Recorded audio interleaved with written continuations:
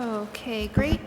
The time being 5:04 p.m., I'll go ahead and call the meeting of Monday, January 9th of the Braintree School Building Committee to order.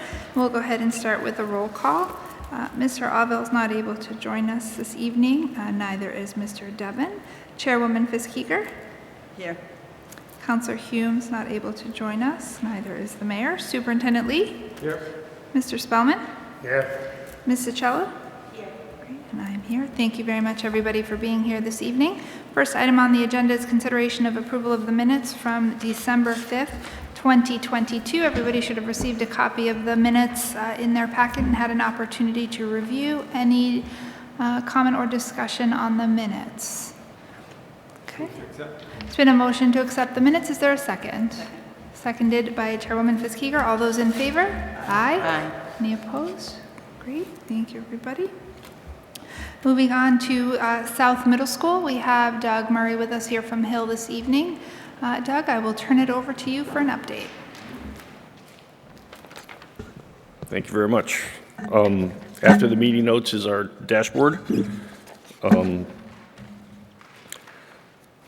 We're moving right along out there. Masonry veneer installation is ongoing. Almost the upper level of the building is almost complete, and they'll then be moving to the gymnasium area.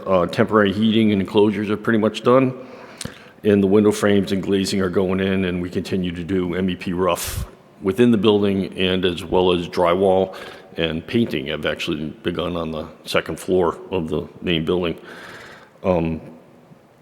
Basically, all the work is going to continue for the next month until we report again, with all the same sort of things going on and moving down into the gymnasium and locker room area, and that work will be ongoing over the next few months as well. Current issues, I think as we talked last time, the big issue still remains the switchgear delivery. The main panel is still on schedule for April 24th to be shipped from, I believe it is South Carolina. We are still, the emergency switchboard is still planned for being shipped in June, which would put it here in early July. So those are the considerations that we still have. The two panels that we are looking at for delivery in July, late July, we are looking at refeeding those from other locations, partially feeding the stuff we need to either commission the building and or anything that's necessary for security or the fire alarm, that sort of thing. We're looking at temporary feeding those, if we can't do it permanently, temporary feeding those from other locations. And then, after everything's passed and the panels are in, refeeding them back to those panels. All that wiring would be there initially. It would just be a matter of disconnecting one and connecting it to another. Coordination, mechanical, electrical, and plumbing. We have begun commissioning meetings. Those are monthly right now. We will be starting those probably on a bi-weekly basis come March or April. The exterior wall systems testing has been ongoing. We've tested the window units. Everything has passed so far. We have 2 more left to do. And then FF&E procurement, as we went over last time, is proceeding. All the purchase orders went out. And I'll address IT procurement at the end.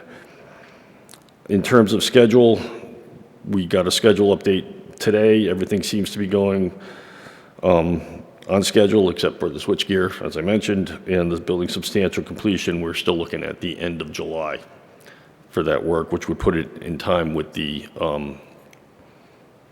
exterior work at that point.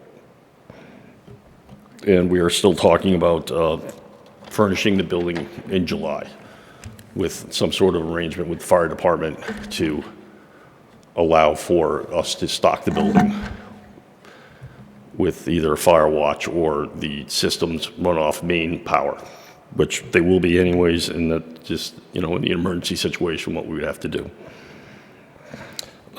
Turnip financing, we are still on budget. The budget on the left-hand side at the bottom, we've used about $1.3 million between FF&E and construction approved changes, including a change order that I'm going to present in a few minutes. And in anticipated costs, we're looking at about another $300,000 of costs that we're aware of right now between certain things that have to be purchased and credits that we're still expecting to get back. The next item is the change order, which we'll be asking for approval of the commitment tonight. And change order number 6 in an amount of $183,791. The big changes in this, included in this one, is existing building repairs. And what that entails was when we took the temporary classrooms off the back of the building, there were a couple of items, just damage that was concealed under the existing building that had to be repaired. The roof of the elevator, there was a wall that needed to be repaired. A door needed to be installed, which had not been planned, to access a ramp, which had not been planned because we thought that they could just use the stair to get out of that space. However, after consulting with the code consultant, it was felt that we were taking away a ramp, and so we would be making the building less accessible. So in order to comply with MMA8B, we've decided to add the ramp back in. So that's $83,000 approximately. And then the other big ticket item on that was the expedite the switchgear, which we discussed last month for about $55,000. And then the others, as we spoke last month, there are miscellaneous changes that need to be made as we go along, and for coordination, adding drywall, or in this case, we added some roof drains for 71A to take out some areas where there were some pitching issues, and some steel revisions and metal panel attachments for wall panels and support brick that had been missed in the design documents.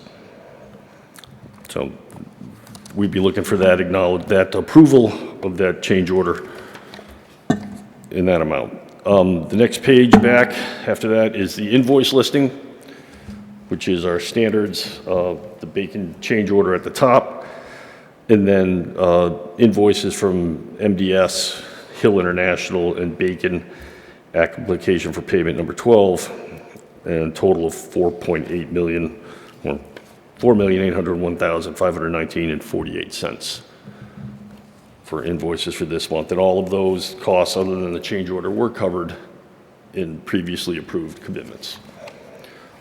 And then the invoices backup is there. After that, if there's any questions, I think if you look on this sheet, that's Bacon's. I think we are now billing at approximately 62% of the project completed. So we're more than halfway. Does anybody have any questions for Doug? No, I'm just curious, Doug, thinking about the removal of the temporary classrooms, do you know if when the original design work was done, I mean, because we knew those classrooms were going to have to be removed, right? That's always been part of the design discussion.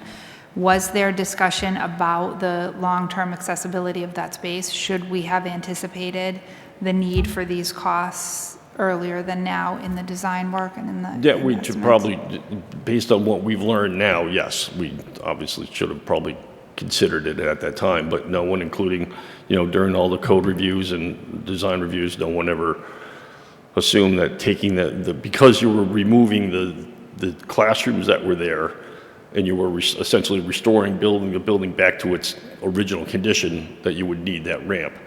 It was the interpretation, once we got into it, that you had a ramp, you better put a ramp back in. And then it also, relates to the use of the building, that you're going to have to keep maintaining that building for a period of time. Does anybody have any other questions? Okay, so given that the dollar amount exceeds the $100,000 threshold, we would be looking for a motion to approve change order number 6 in the amount of $183,791. It's been a motion made by Superintendent Lee. Is there a second? Second. Seconded by Chairwoman Fitzgiger. All those in favor? Aye. Any opposed? Great. That is unanimous. Thank you. Okay. And the last item up for discussion tonight is technology equipment. We are moving into procurement, which will be occurring over the next month. So we will be coming back next month for approval of the outstanding or the new change orders, or I'm sorry, the new purchase orders for the IT. And it's on the last 3 or 4 pages. Could go through the systems as if you want. However, the first 2 items, A and B, have already been purchased, which we did in September. We asked you for approval of those. That was the HubTech pricing. That's on page 3 and $307,000. We're now looking for the other items, which I want to point out that the telephone system, item F, $80,000, that is in order to comply, stay within the whole school system. So it is a proprietary item. We will not be putting that out to bid. That will be going out through the procurement of, and I guess they told me it does not need to be, there's no need to vote for it to be proprietary because it's something that's already established. So we will not be, that telephone system will be going out to that vendor. And then looking at the other vendors, which will be going out, we're looking at a total project with contingency of $28,000 would be at $982, which would put us slightly over the $960,000 state reimbursement allotment that's included in the PFA.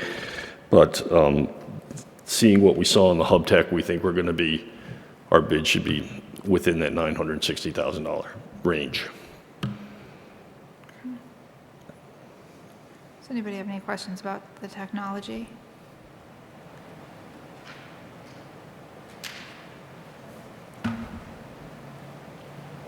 No?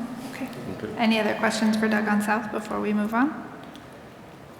This is the time for the shameless plug. We've got the December drone footage. It looks absolutely spectacular.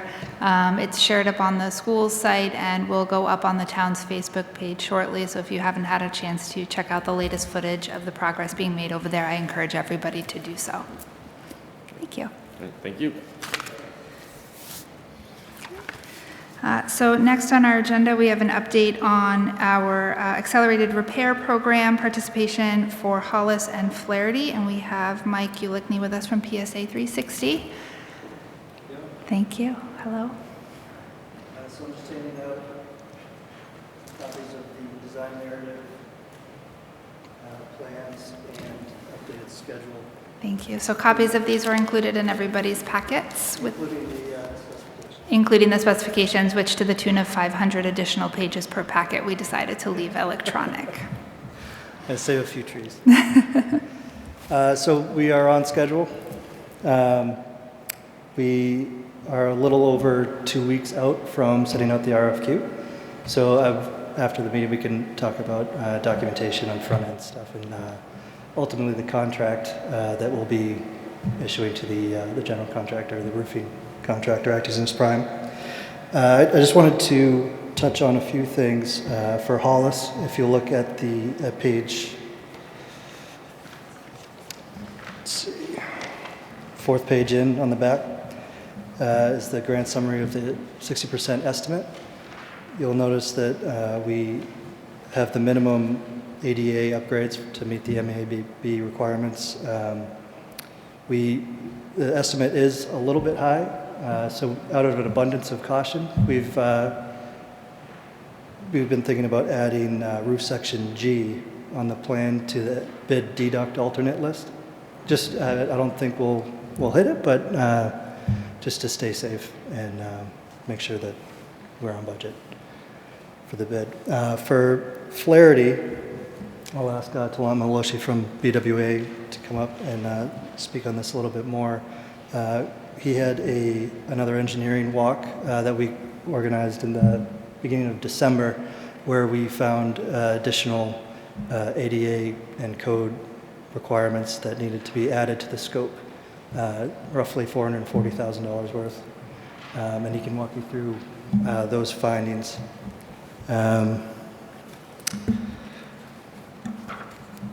That's it for me. We're working through the final CDCs, and at the end of the month is when we're going out to advertise. So, Tom, if you'd like to talk about the site walk. Thanks a lot. Thank you. Thank you for being here.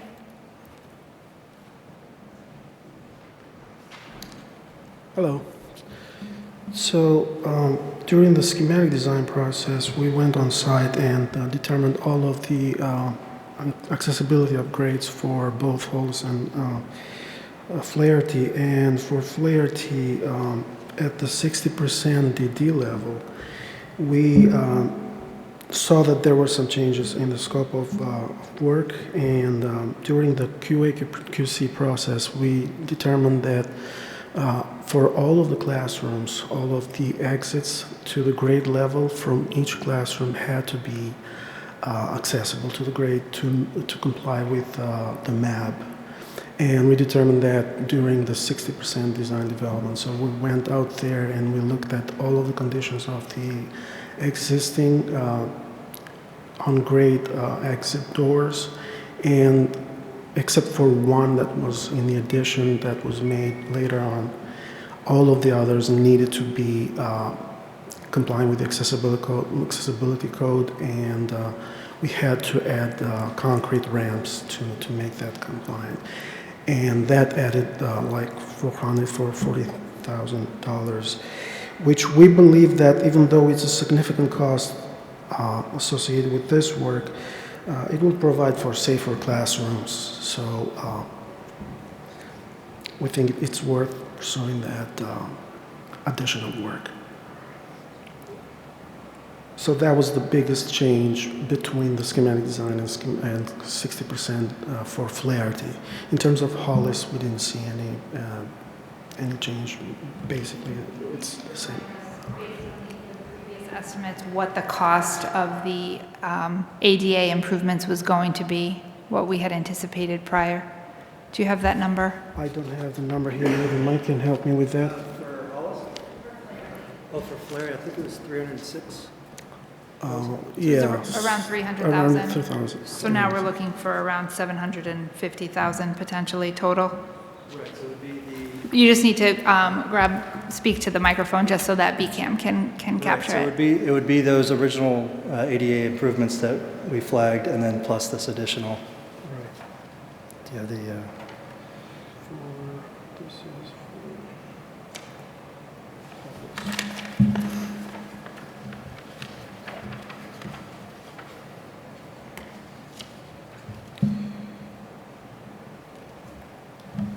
So for Flaherty, the new estimate, the 60% DD level estimate is $3,880,000 and $525. So the estimate is $440,000 more than the SD level. Thank you. Certainly. Do these ramps, is it one long ramp or is it a ramp for every single classroom? Individual ramps for each classroom. And what's the run on the The length of the run, ramp? what was the run? Right, so how long is the ramp? It's about 10 feet or so, 10 to Every 12 feet. classroom? So the difference was like 10 to 12 inches, so I would say 10 to 12 feet for each individual ramp. Running horizontal to the building or perpendicular? It's going parallel to the building, Okay, all of them parallel to the building. thank you.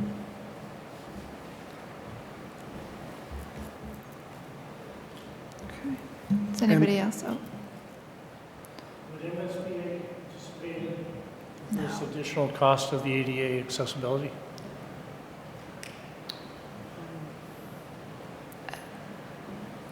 I have to get back to you on that, of the totality of how much they're going to cover on that, the extra 440.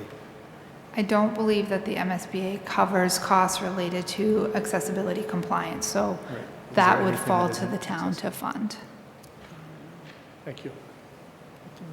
Yeah. Does anybody else have any questions? No? Okay. Thank you very All right, much. So thank you.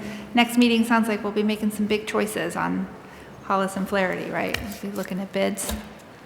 Yeah, the advertisement would go out. Just make sure you use the microphone so that Bill doesn't get mad at me from the back. Yeah, the advertisement would go out at the end of January. And right now in our schedule that you see there, it's, we have tentatively scheduled a bid walkthrough for both on the 8th of February. So it would probably hit the Central Register on the 2nd. Great, wonderful, thank you.